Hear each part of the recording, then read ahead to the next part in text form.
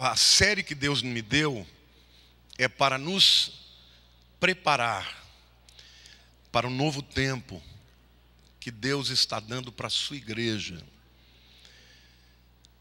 Um tempo de graça, de crescimento, de multiplicação, de conquista, de sonhos realizados, porque aquilo que acontece com a igreja, Deus quer fazer também na tua vida pessoal. Amém? Mãos à obra, é tempo de trabalhar. Jesus está voltando. Amém? O tema da mensagem de hoje é a verdadeira adoração. O Senhor falou comigo, enquanto eu estava nos Estados Unidos, que esta igreja, e quando eu digo esta igreja, são as pessoas dessa igreja. Essa igreja vai viver um novo tempo. Um tempo em que nós teremos concretizado muitos sonhos, que sonhamos há anos como igreja, mas também como pessoas. E Deus falou comigo no livro de Malaquias, porque eu orei ao Senhor, falei: Senhor, nós vamos mudar de lugar, vamos para um lugar maior, mas o que é que o Senhor espera de nós nesse novo tempo? E Deus me mostrou o livro de Malaquias. Queridos, o livro de Malaquias é um livro curto, são 55 versículos. E nesses 55 versículos, Deus está dialogando com o seu povo, através do profeta Malaquias. Na verdade, esta foi a última palavra que Deus trouxe no Velho Testamento ou na Velha Aliança. Depois disso, Deus silenciou por mais de 400 anos e só voltou a falar através de João Batista e depois de Jesus. E o contexto do livro é o seguinte: vocês sabem que o povo de Israel foi levado para a Babilônia, para o cativeiro, e lá permaneceu durante 70 anos, escravizados, diminuídos, o seu orgulho quebrado, foram arrancados da sua terra, perderam as suas posses, famílias foram separadas, e eles passaram por um grande período de disciplina. E Deus vem e cumpre a sua palavra e diz que depois dos 70 anos os restituiria na sua terra. E para isso Deus levanta os persas para derrotarem os babilônios. Para isso ele levanta um rei ímpio, Ciro, para prover todas as necessidades para que o povo voltasse. E o povo então não só voltou para a sua terra, como reconstruiu os muros de Jerusalém e a dignidade da cidade, reconstruiu o templo, e a adoração voltou a ser efetuada em Jerusalém.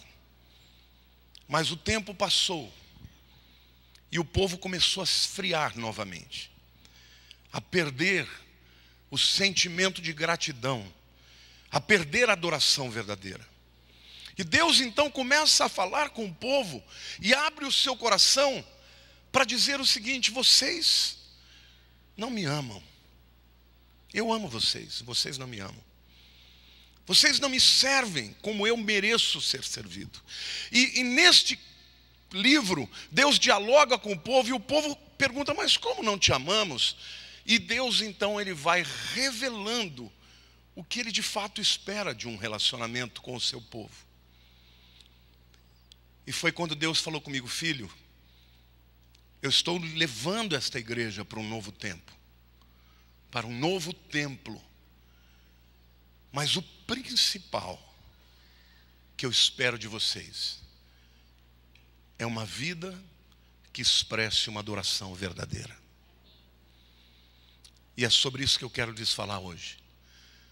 Sobre a verdadeira adoração. Qual é a adoração que Deus espera de nós? Será que é canto? Será que é uma expressão do nosso louvor de uma maneira musical? Nesse livro a gente tem algumas verdades muito importantes que nós precisamos aprender para que prestemos a Deus a verdadeira adoração. A primeira verdade que nós lemos nesse livro é que não se pode adorar a Deus sem emoção. No capítulo 1, nos versos 1 a 3, Deus diz assim: sentença pronunciada pelo Senhor contra Israel, por intermédio de Malaquias. E na verdade esta palavra sentença no original significa peso. É como se Deus estivesse falando do peso do coração dele, da tristeza profunda. Deus estava profundamente entristecido com o seu povo. E Deus fala: eu vos tenho amado, diz o Senhor.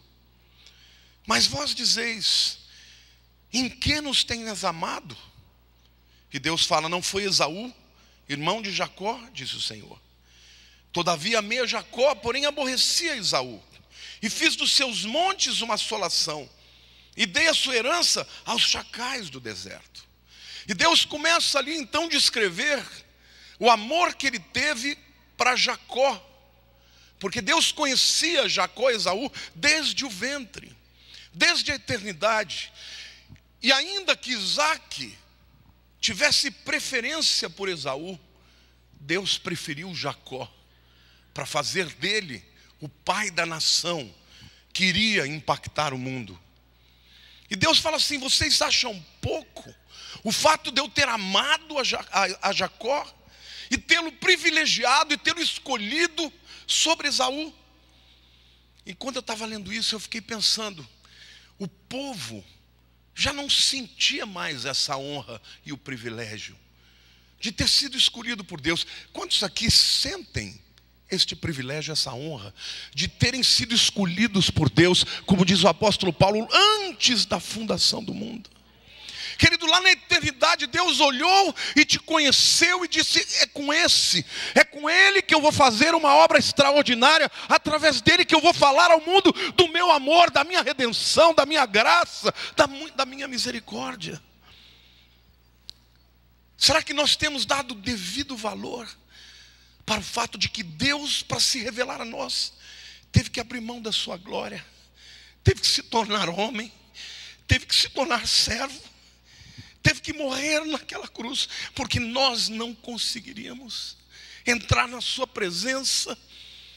Vivemos diante de um Deus santo se não fosse pelo perdão dos nossos pecados, conquistado na cruz do Calvário. Será que nós temos dado este valor? Sabe, gente, C.S. Lewis foi um homem muito culto, um professor de filosofia, um homem que estudou a Bíblia para provar aos seus alunos cristãos que Deus não existia. E se converteu. E se tornou um instrumento maravilhoso.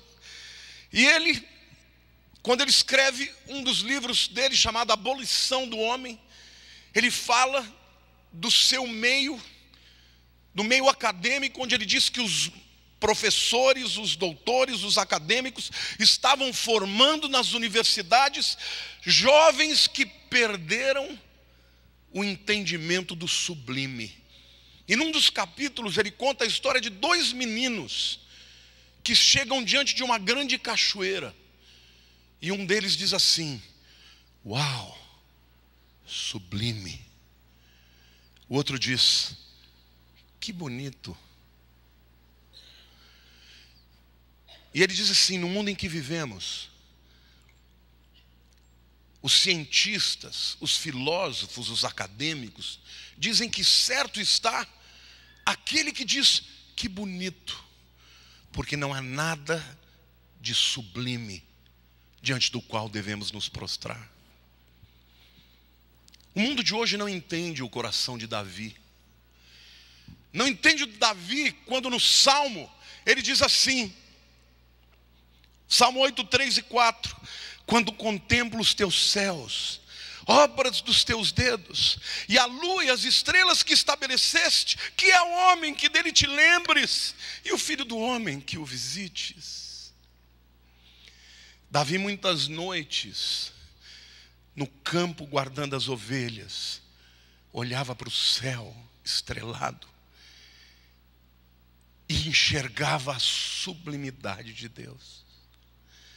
Quantos de nós podemos olhar para a natureza e reconhecer que ela não veio do nada, que não veio como obra do acaso, mas veio de um Deus grande, poderoso, que se manifestou a nós na pessoa do seu Filho Jesus. No Salmo 19, versículo 1, ele diz: os céus proclamam a glória de Deus, e o firmamento anuncia as obras das suas mãos. Aleluia, irmãos. Nós vivemos numa sociedade onde os jovens cada vez mais precisam de adrenalina.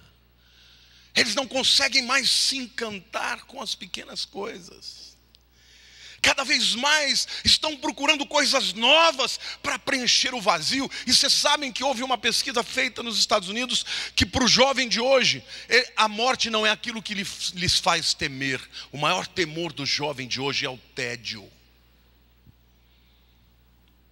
Pessoas assim podem estar envoltas de multidões e ainda assim não se sentirem plenas. Nenhum significado, nenhuma emoção. Muitos estão diante de uma música e não conseguem suspirar.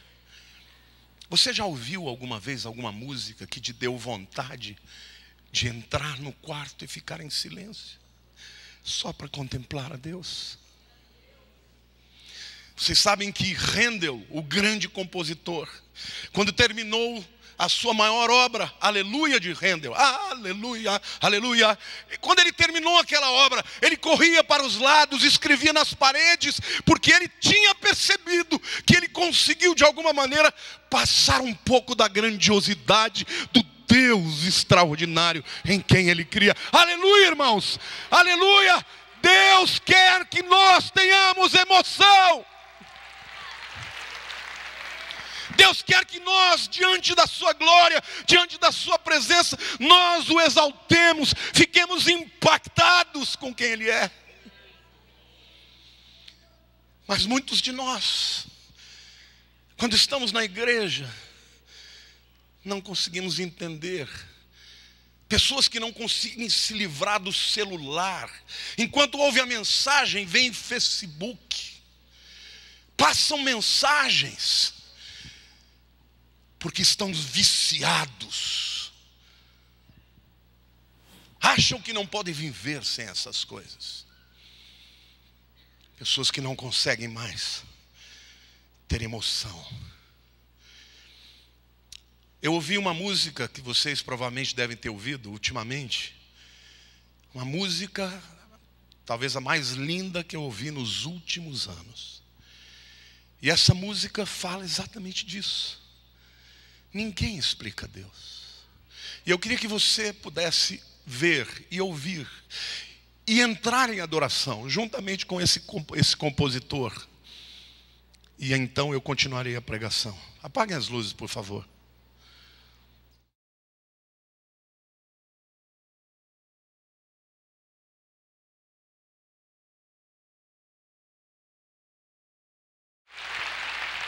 Maravilhosa, não é? E ele se revelou a nós. Quantos aqui creem? E como diante de um Deus tão extraordinário, não ter emoção. Eu não estou falando de emocionalismo, porque o emocionalismo sequestra a razão. Eu estou falando de emoção. Deus, quando fala no seu povo, no Shema Israel, em Deuteronômio 6, ouve Israel. O Senhor teu Deus é o único Senhor. O amarás com toda a força, com toda a tua alma, com todo o teu entendimento. Deus quer ser adorado, Deus quer ser amado com toda a nossa força, com o nosso corpo, com os nossos sentimentos e emoções, com o nosso intelecto. O que Deus espera de nós nesse novo tempo? Ele espera que nós o amemos. Porque a maior expressão de amor é uma expressão de adoração. Quando nós amamos demais alguma coisa ou alguém, a gente diz: eu te adoro. Mas sabe, queridos, esse nível de amor, só Ele merece. Só Deus. Ele é o nosso Criador. E a palavra de Deus diz que Ele nos escolheu, sendo nós ainda pecadores. A despeito dos nossos pecados, Ele nos amou e Ele nos escolheu. Que esse seja um novo tempo de mais consagração, de mais amor. Que nós entreguemos a Ele o nosso interior, os nossos sonhos, o melhor do ar que respiramos, a nossa força, o nosso talento, a nossa inteligência, o nosso tempo. Que nós demos a Ele o melhor de nós. Porque quem ama se entrega, se rende. A segunda verdade que nós aprendemos no livro de Malaquias sobre a verdadeira adoração é que você não pode adorar a Deus sem reverência. Os versos 6 e 7, a Bíblia diz assim: o filho honra o pai e o servo ao seu senhor. Se eu sou pai, onde está minha honra? E se eu sou o Senhor, onde está o respeito para comigo, diz o Senhor dos exércitos, a vós outros, ó sacerdotes, que desprezais o meu nome. E vós dizeis: em que desprezamos nós o teu nome? Ofereceis sobre o meu altar pão imundo, e ainda perguntais: em que te havemos profanado? Nisto que pensais, a mesa do Senhor é desprezível. Deus está falando aqui do rito que os sacerdotes tinham que entrar no templo e oficiar no lugar santo, trocando os pães da proposição. Eles não entendiam o que aquilo significava. Na verdade, o pão fala de Cristo, o pão da vida que nos alimenta. E os sacerdotes achavam aquele rito desprezível, chato de fazer. E quando você oferece para Deus algo, qualquer coisa que seja o seu serviço, sem adoração, sem o entendimento, Deus diz que é desprezível. E o povo dizia: isso não tem importância, a gente vai e faz. Mas quantas vezes nós mesmos vamos fazer algo para Deus e o fazemos porque temos que fazer? Músicos, um dos grandes perigos dos músicos é acharem que vocês são importantes. Importante é Deus. A música não é para mostrar o músico, não é para elevar o cantor, é para ajudar as pessoas a se elevarem para Deus. Seja alguém que prega, seja alguém que recebe, seja alguém que limpa o templo, o seu serviço nunca será desprezível, porque você estará fazendo para que o Deus Todo-Poderoso seja recebido com protocolo, com honra. Então faça o que tiver que fazer com amor e gratidão para Deus. E Deus está dizendo: no que vocês me desprezam? Servindo a mim de qualquer jeito. E Deus faz a comparação. Se o filho honra o pai e o servo honra o seu senhor, onde está a minha honra? Se eu sou o seu pai, se eu sou o seu senhor. Deus espera, meu querido, que o melhor seja para ele. Muitas vezes nós vamos nos apresentar, quando você vai para uma reunião importante numa empresa, você vai com o seu melhor terno, as mulheres vão com o seu melhor taier, e quando vem para a igreja, vem de qualquer jeito, chega atrasado, o culto está acontecendo e o povo está conversando. A quem você veio encontrar aqui? O Rei dos Reis. não se pode entrar na presença de Deus sem antes se prostrar e reconhecer que Ele é Deus, e que nós estamos na presença daquele que é santo e nós somos impuros. O que falta para nós muitas vezes é a consciência. Jesus, quando chamou a Pedro, ele era um homem de 30 anos, um jovem, e ele encontra Pedro limpando as redes depois de ter pescado a noite inteira, sem encontrar um peixe sequer. E ele disse para Pedro: lança as suas redes.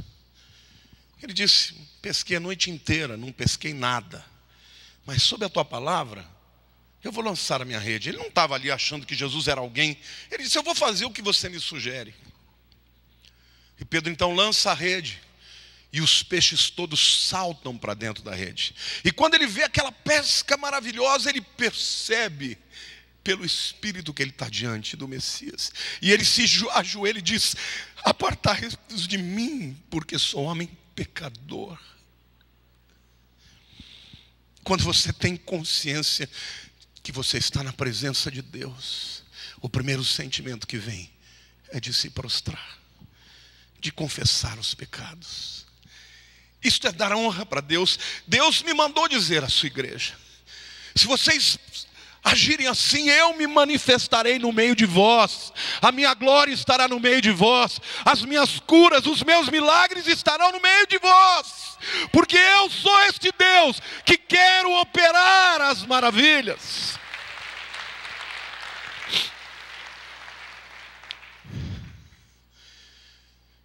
Quando entrar, querido, na igreja, deixa seu celular de lado. Não tem ninguém com quem você tenha que falar que seja mais importante do que o Pai dos céus. Muitas vezes eu estou saindo com a Lília briga comigo porque eu fico respondendo no Facebook. E às vezes é chato, porque eu quero responder e ela quer a minha atenção. E outro dia eu estava orando e Deus falou comigo: filho, ela está com ciúmes, porque você está num tempo que está separando para ela, dando a sua atenção para outras pessoas. É a mesma coisa com Deus. Não entre aqui para ficar mandando mensagem de texto para ninguém. Separe e consagre para Deus o seu tempo. Adore para valer, com toda emoção, com reverência. A palavra pai na língua hindu é pitá, e a palavra mãe é matá. Mas um filho jamais vai se dirigir à sua mãe chamando de pitá, ou seu pai chamando de pitá. Ele fala pitadi, e para sua mãe matadi, porque esta palavra di é uma palavra que representa tanto proximidade quanto reverência. Pai, Senhor. Mãe, Senhora. O que Deus está dizendo aqui: eu quero que vocês me reverenciem. Deus, Senhor Deus. Jesus Cristo, quando nos ensina a orar, é interessante, mas a oração do Pai Nosso, ela é dividida em duas. Na primeira parte, Jesus está nos ensinando a honrar a Deus. Pai Nosso, que estás nos céus, Tu és altíssimo. Santificado seja o Teu nome. Nós não podemos santificar a Deus porque Ele já é santo, mas nós podemos santificar o Seu nome na nossa vida. Venha o Teu reino aqui na terra, na minha família, na minha vida, na nossa igreja. Seja feita a Tua vontade na minha vida, como é feita nos céus. E só então Jesus nos ensina que podemos começar a falar das nossas necessidades. Do pão nosso de cada dia nos dai hoje. Perdoa as nossas ofensas, assim como nós perdoamos aos nossos devedores. Não nos deixes cair em tentação, mas livra-nos do mal. Ele começa numa adoração a Deus, depois apresenta as petições e termina dizendo: pois teu é o reino, o teu é o poder e a glória para sempre. Amém. Deus te manda dizer, meu querido, que quando você o reverencia, o adora como ele merece ser adorado, aí então a sua glória se manifestará na nossa vida. Portanto, queridos, não perca a oportunidade de se prostrar diante dele. Quando chegar ao culto, você certamente fica feliz em ver algumas pessoas, mas se chegou atrasado, não perca seu tempo conversando com ninguém lá atrás. Converse na saída. Entre na presença de Deus, dobre o seu joelho, fale com Ele e diga: Senhor, eu vim te visitar. Eu preciso da tua visitação, da tua presença. A terceira verdade que Jesus nos ensina sobre a verdadeira oração é que não podemos adorar a Deus sem sacrifício. E o texto diz nos versos 8 e 10: quando trazeis animal cego para o sacrificardes, não é isso mal? E quando trazeis o coxo ou enfermo, não é isso mal? Ora, apresenta-te ao governador, acaso ele terá agrado em ti e te será favorável, diz o Senhor dos Exércitos. Agora, pois, suplicai o favor de Deus, que nos conceda a sua graça, mas com tais ofertas nas vossas mãos, aceitará ele a vossa pessoa, diz o Senhor dos Exércitos. Tomara houvesse entre vós quem feche as portas, para que não acendesseis de balde o fogo do meu altar. Eu não tenho prazer em vós, diz o Senhor dos Exércitos, nem aceitarei da vossa mão a oferta. Naquele tempo era muito comum que o governador recebesse as pessoas para atender os seus pleitos, para julgar as suas causas. E quando as pessoas chegavam diante do governador, elas chegavam com presentes, muitas vezes presentes caros. E o governador então recebia o presente e ouvia as pessoas. E Deus está dizendo: quando vocês vão ao governador, vocês levam o melhor que vocês têm. Mas vocês, quando vêm ofertar a mim, me trazem um animal cego, ou fraco, ou doente, vocês acham que eu vou aceitar a vossa pessoa? O interessante é que Deus não está dizendo que Ele não vai aceitar a oferta. Ele diz: eu não tenho agrado em você, porque você, quando vem para dar a mim, dá o do que sobra. Não aquilo que é importante é caro para você. E queridos, o Senhor está dizendo que muitos de nós não têm alegria em ofertar a Deus. Este é um novo tempo, e Deus espera de nós uma oferta de sacrifício, uma oferta que nos custe caro, não daquilo que nos sobra. Quando você tem uma namorada que você ama e está apaixonado, ou quando você tem um amigo muito querido, você dá um presente de grande valor. Eu e a Lília, há muitos anos, nós temos um compromisso. Todo final de ano, quando chega a época de Natal, o nosso presente, um para o outro, para as pessoas que amamos, nunca pode exceder a nossa oferta para Deus.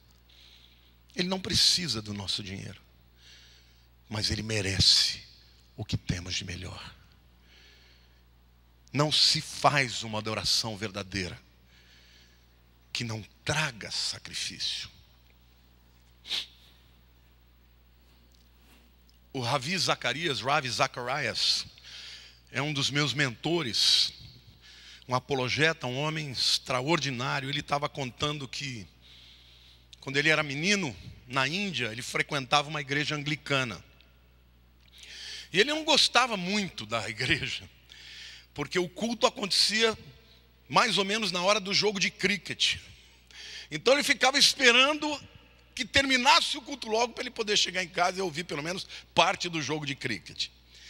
E um dia então, na igreja dele, estavam perto do Natal e eles precisavam de algumas crianças para fazer a peça. E ele foi chamado para fazer o José. E ele não queria fazer, mas aí disse que ele tinha que ficar com uma menina que achava bonitinha, que ia ser Maria. Ele falou, tá bom, eu vou. Então ele foi, ficou naquele dia para o final do culto, para o ensaio que ia ter. E enquanto estavam ensaiando outras partes da peça, disse que ele saiu na igreja e começou a andar. Ele encontrou um recipiente dourado e ele abriu, tinham as hóstias da comunhão. Aí ele pegou um monte daquelas hóstias, botou no bolso e saiu andando pela igreja comendo. O pastor encontrou ele no meio do caminho e falou, menino, quem é você? Ele falou, sou José.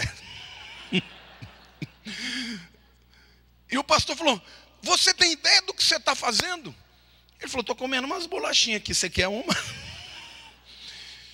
E o pastor virou para ele e falou, você está cometendo sacrilégio.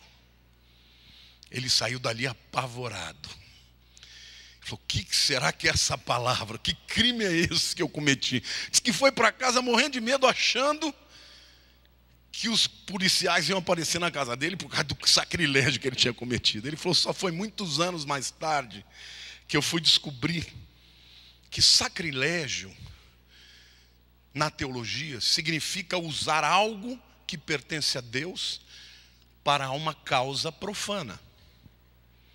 Ou seja, a hóstia que deveria servir para representar o corpo de Cristo na ceia, estava sendo comido como um wafer qualquer.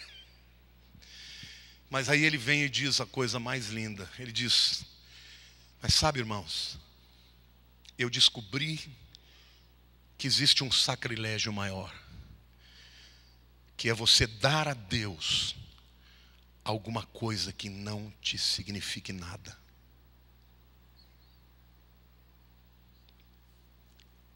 Sabe, querido, se a oferta que você der não doer no seu bolso, ela não foi de sacrifício. Portanto, Deus está dizendo para o seu povo, fui eu quem os libertou. E Deus está dizendo para nós, os nossos pecados foram perdoados, não porque qualquer um de nós aqui mereça, mas porque Ele é um Deus de graça. E o Senhor me mandou dizer para vocês que este é um tempo de fazermos uma oferta extraordinária para esse novo tempo que viramos a viver. Uma oferta que represente o melhor que temos para Ele. E essa é uma forma maravilhosa de Deus igualar a todos. Porque quem tem menos, dá menos. Quem tem mais, dá mais. Qual é o critério? Aquilo que para nós é sacrifício. Para Davi, quando ofertaram a ele um campo, que hoje é o Monte Moriá, o campo de Araúna, Araúna disse para Davi, eu vou te dar esse terreno. Ele falou, de jeito nenhum, eu quero pagar, porque não vou ofertar a Deus algo que não me custe sacrifício. Para a mulher viúva, no templo de Jerusalém, veio e Jesus observando, ela trouxe 2 moedas. E Jesus disse, foi ela quem deu mais, porque deu tudo o que tinha. Dar a Deus algo que custe sacrifício é uma forma de adoração. Eu vi uma história, foi sexta-feira antes de eu voltar. Eu estava assistindo na TBN o Clube 700, e eu vi o testemunho de um egípcio, chamado Nadib Jafé. Eu não sei quantos de vocês sabem, mas no Egito, os cristãos coptos estão sendo muito perseguidos por causa da sua fé. Muitos literalmente mortos. E esse rapaz, ele era de uma família abastada, muçulmano. E quando ele foi para a universidade, ele começou a fazer amizade com algumas pessoas e muitos deles eram cristãos. Alguns deles eram cristãos. E ele então logo teve aquela repulsa, porque ele foi ensinado que tinha que se afastar dos cristãos, que não podia conviver com eles, mas ele começou a perceber que aquelas pessoas eram afáveis, eram bacanas, que perdoavam uns aos outros, e na sua fé do Corão era tudo na lei, não tinha que perdoar, era vingança, e ele começou a ter crises interiores. E começou a perguntar para as pessoas da sua fé. E logo ele estava lendo as Escrituras e se encantou por Jesus Cristo, entregou a sua vida a Ele. Começou a participar de uma organização clandestina que ajudava cristãos perseguidos no Egito.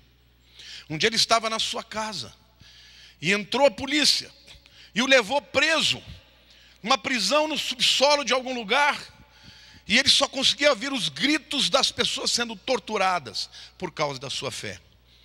E vieram até ele e o espancaram para que ele dissesse o nome.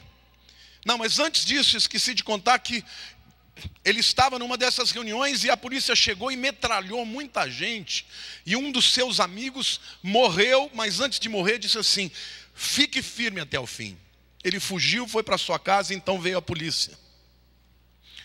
E a polícia o levou para essa prisão e lá começaram a torturá-lo para que ele entregasse as pessoas. E ele orava assim: Senhor, eu sou muito grato por ter encontrado a Jesus, pelo Senhor ter morrido por mim, mas eu sou de carne e osso, não me deixa trair a minha fé. E eles foram torturando, e ele não contava. Num determinado momento ele falou: olha, eu não sei de muita gente, eu só sei o nome do líder, então conte. Ele disse: o líder é Jesus Cristo, se vocês puderem, peguem-no. Continuaram torturando. De repente, num momento, trazem 3 cachorros enormes. Ele todo ensanguentado, e eles o ameaçando com os cachorros. Como ele não dizia, eles deixaram: você vai ficar com eles, o que eles fizerem é por sua conta. Queridos, ele disse que os cachorros ficaram imóveis a noite inteira, um dos cachorros lambendo o seu rosto. E ele falou: eu me sentia como Daniel na cova dos leões. Eles não puderam fazer nada comigo.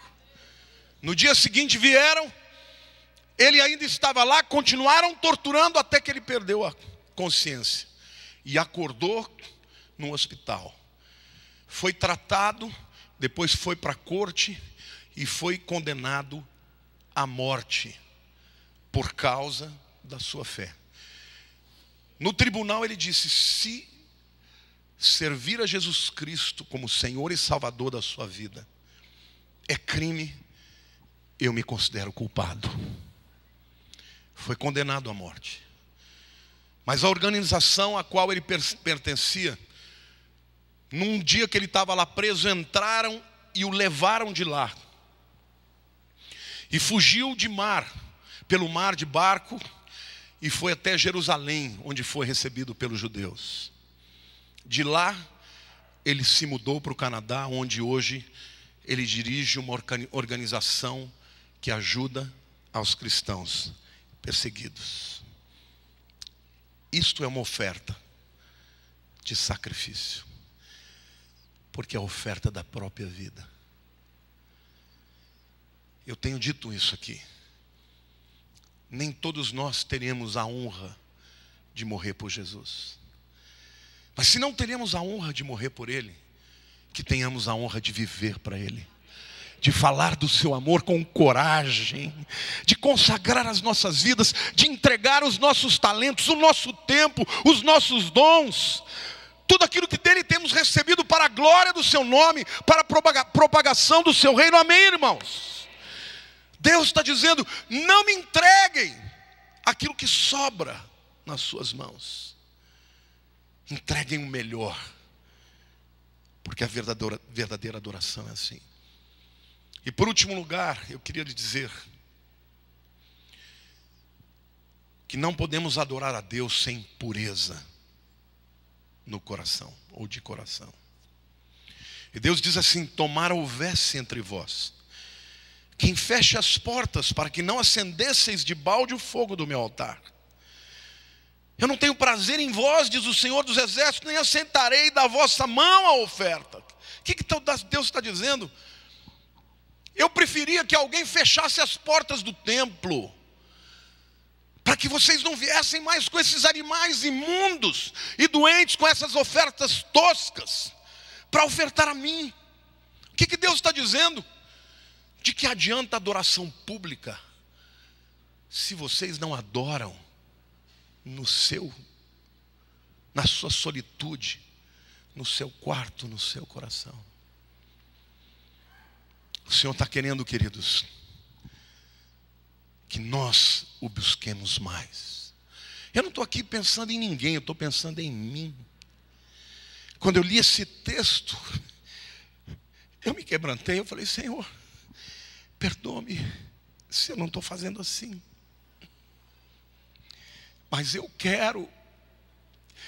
Esse texto fala de Deus amando o seu povo, querendo do seu povo o mesmo amor, um amor de entrega, de rendição. Eu tenho recebido tantas pessoas na internet falando: como posso fazer para ser feliz? E eu tenho dito: adore ao Senhor. Queridos, porque não existe nada ou ninguém neste mundo que vai preencher o vazio da tua alma. É somente Deus que vai preencher o teu coração, que vai trazer plenitude, satisfação, paz, alegria, contentamento, segurança, propósito. Nada neste mundo. Jesus vem buscar a sua noiva. Estou vendo a Ana Júlia ali, feliz. Se guardou. Em breve estará se entregando para o Lucas. Eu vejo os detalhes dela cuidando dos mínimos detalhes. Os doces. O vestido. Como vai ser? Só fala disso. A igreja está sendo preparada para encontrar o Salvador, o noivo, a Jesus Cristo. E a igreja vai ser arrebatada, e durante 7 anos estará no céu, nas bodas do Cordeiro, enquanto aqui na terra o mundo estará vivenciando o que é a falta da graça de Deus, porque a graça de Deus será retirada. Vamos nos preparar. Vamos nos preparar para Ele. Vamos nos preparar para a sua vinda. Servindo a Ele. Trabalhando na obra. Sendo convocado e obedecendo. Dando tempo, prioridade no tempo. Para Deus. Não busque somente para pedir o seu favor. Busque para adorá-lo. A busca por essa plenitude na alma existe desde que o homem é homem. Os gregos percebiam a diversidade das muitas fés, a diversidade dos pensamentos e verdades, e eles tentaram então fazer de todos esses conhecimentos e saberes diversos colocados juntos, para que tivessem uma unidade. E por causa da unidade na diversidade, eles criaram as universidades, que foram criadas para que os homens pudessem conversar os diversos saberes, a filosofia, a teologia, as ciências exatas, e aí então o homem pudesse encontrar uma resposta, que houvesse congruência nos diversos saberes. E as universidades de hoje, ao invés de trazerem respostas, afastam os homens, os jovens de Deus, e muitos dos filhos, quando chegam nas universidades, não vão mais para a igreja. De quem é a culpa? é nossa. Porque eles não têm respostas, mas nós temos. Porque contra fatos não há argumentos. Contra vidas transformadas ninguém pode dizer. A minha filha, quando foi para a universidade, passou por esse crivo também. Mas ela teve a minha, Lília, muitas vezes, conversando, discutindo, falando para ela da verdade de Deus. E hoje eu vejo a minha filha consagrando toda a sua inteligência e o seu tempo para ser usada nas mãos de Deus. Não se perdeu, porque eu e a Lília lutamos por ela. Deus está te dizendo, não abra mão dos seus filhos. Não deixe que eles sejam revestidos simplesmente de intelecto. E não vejam na vida de vocês a fé no Deus Todo-Poderoso. Hoje, quando os pais mandam os filhos para as universidades, eles querem que eles façam cursos que tragam dinheiro, que façam cursos que tragam status. E você vê os pais parabenizando os filhos quando vão para uma faculdade de engenharia, para uma faculdade de direito. Quando o filho fala, eu quero fazer teologia, os pais pulam dessa altura. Pois eu quero que vocês saibam que houve um tempo que as mentes mais brilhantes iam para a teologia. Agostinho, São Tomás de Aquino, Lutero, Calvino, homens brilhantes que dedicavam a sua vida ao estudo de Deus. Eu agradeço a Deus porque, espontaneamente, o Ramon, meu genro, trabalhando com seu pai, único filho homem, com um salário extraordinário, abriu mão de tudo para servir a Deus. Eu disse, você sabe que você nunca vai poder ganhar o que você ganha hoje. Ele falou, mas eu quero servir a Deus. Eu louvo a Deus por isso. Que o Senhor está dizendo para você, Deus não é o teu servo, não é a pessoa que você busca para resolver os seus problemas. Deus é o teu Senhor. Ele quer que você o coloque em primeiro lugar na sua vida. O seu destino, os seus sonhos devem ser sempre colocados nas mãos de Deus, porque assim você vai encontrar a plenitude que você busca e o propósito e a razão da sua existência. Amém? Eu quero concluir essa palavra dizendo que, portanto, a adoração verdadeira exige emoção, exige reverência, exige sacrifício e pureza de coração. O que Deus procura em nós é a mesma coisa que Jesus disse para a mulher samaritana. Eu procuro adoradores que me adorem em espírito e em verdade.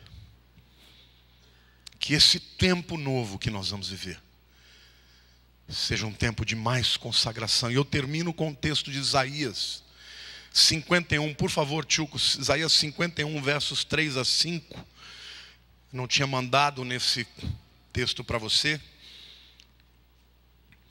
mas eu quero terminar com esse texto porque Deus está falando com o seu povo que quando Ele completar o propósito que Ele tem para a humanidade, olha o que Ele vai fazer. Ele diz assim, porque o Senhor tem piedade de Sião, terá piedade de todos os lugares assolados dela. Diga para a pessoa ao teu lado, Deus tem piedade da sua miséria.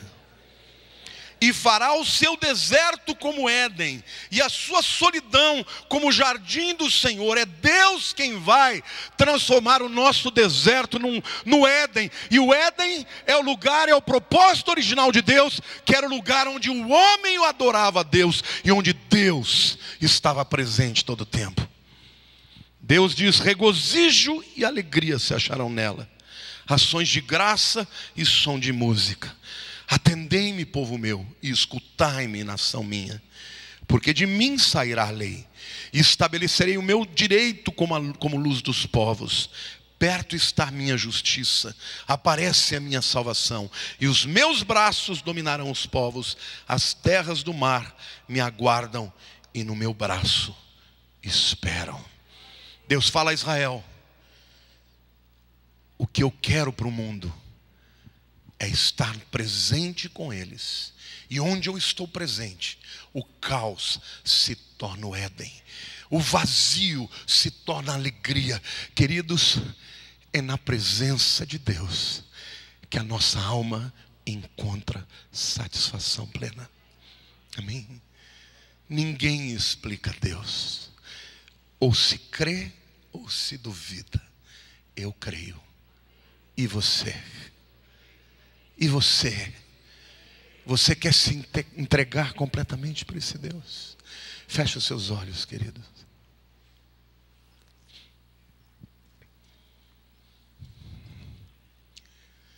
Nesse tempo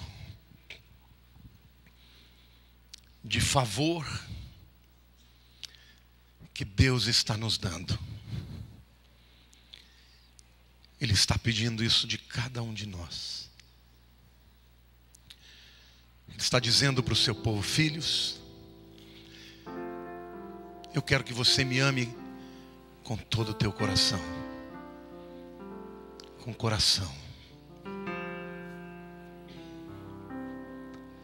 Nesse tempo Deus está dizendo: eu quero que vocês tenham reverência, que vocês entendam que eu sou Deus e vocês são os meus filhos, mas eu sou Deus. Fale com Deus agora, diga: Senhor meu Deus, perdoa-nos, perdoa-me, porque muitas vezes meu coração está nas coisas e não em Ti. Porque muitas vezes eu amo mais as coisas que o Senhor me dá do que o Senhor. Mas eu quero Te amar, Senhor, de todo o meu coração. Eu quero Te adorar com a minha vida, com os meus talentos, com o meu tempo, com a minha inteligência. Eu não quero lutar somente pelas coisas dessa vida. Eu quero fazer, ó Deus, a Tua vontade. Mostra-me, Senhor, qual é a Tua vontade para a minha vida. E eu Te direi sim.